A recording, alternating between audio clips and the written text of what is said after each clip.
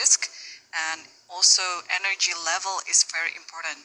So maybe by having a short draw, they will have more energy for the last two rounds. You never know. Many people have different strategies. Yes, and you mentioned short draw there, Erin, but it's actually not so easy to orchestrate a short draw because draw offers are not allowed to move past 30. And we saw the handshake from the players, and E4? Do we expect E4 from Magnus Carlsen? Yeah. I think it is E4. E4, I mean, Karthikeyan has a very sharp tactical style. You know, he's very well prepared. I'm expecting Magnus just to continue with the strategy of playing very tense, full of minor pieces, middle game, and just keep putting pressure on his opponents. And E4, E5 played. Yeah. On the subject of short draws, I hope you don't mind me disagreeing, because, obviously for the leaders, it's one thing, and you might be cautious, but for those of, say, on 4 points out of 6, the price structure is such that the first prize kind of eats a big chunk of a prize fund. So if you are ambitious, that's perhaps where you start pushing, like, straight from today. Because it's a big difference. You know, if the club player plays this, you say, "Oh, okay, well done. You've defended the pawn on e4, which was attacked, right?" But when Magnus plays it, it means, perhaps he's opting for some sort of a surprise here. Yeah. Well, I pulled out my database here, and he played this once in 2019 against Vishy Anand, and it was a standard game, so it means he prepared fully for this. I mean, usually when you pull this type of opening, it's just going to be like some online games or rapid or blitz. But no, this was a serious tournament. It was Tata Steel 2019, and Magnus Carlsen won that game against Vishanan. Okay, and can you show us how the game continued? Okay, here I believe there are a few continuations by Black, but Vishanan chose to play Bishop c5, and then, despite losing a tempo going to a4, Magnus captured on c6. Yes, Magnus captured on c6. Come on, this is not.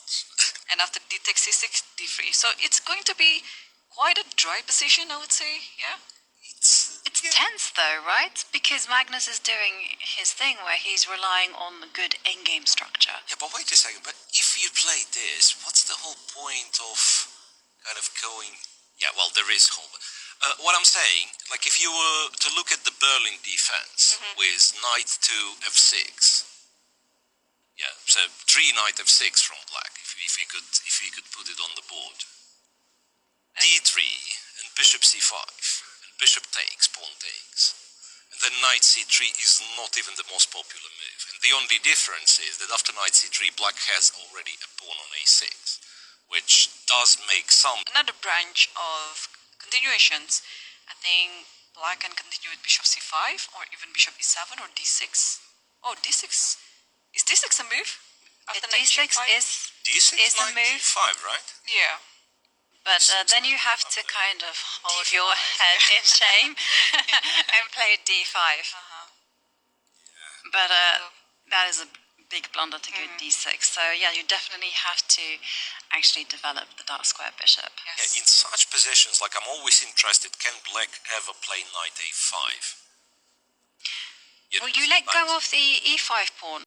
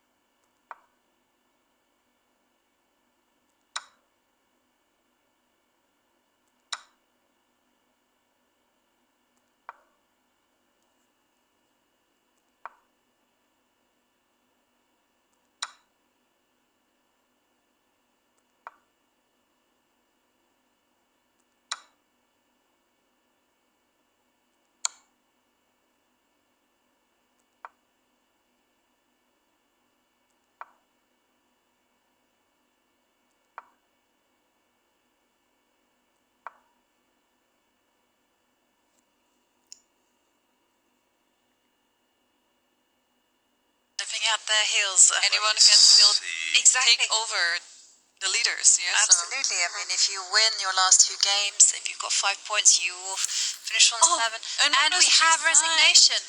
Magnus resigns. Karthikeyan After the Bishop wins EGP. with the black pieces. Well, that was in such poor a display, sensational result. Poor display by Magnus. I mean, blundering. Yeah. Let's pull it up. It was the moment. That was the only. Yeah, I understand. Like you probably try to gamble, this sacrificing this pawn and so on. But the moment he blundered, This one, rook yeah. e4, he really did blunder bad. Yeah. And this one. Yeah, there were a few moments in the game where Magnus slipped up, and we can also point later on in the game where he allowed knight f6 attack, which would also have given Karthikeyan a win.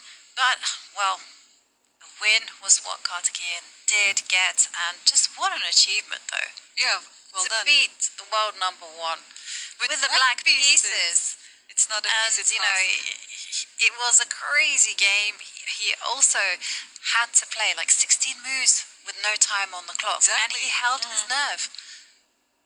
And where we can see Magnus just analysing with Karthikeyan. But wow. What a day of chess. Oh, okay. So moving on. Yeah. We are going to see this one, Paravian versus Gukesh, and things kind of getting clearer for Gukesh right now. There was some pawns before on the F file. Yeah, but wait, but isn't it like really annoying contemplate with rook e1 that Gukesh is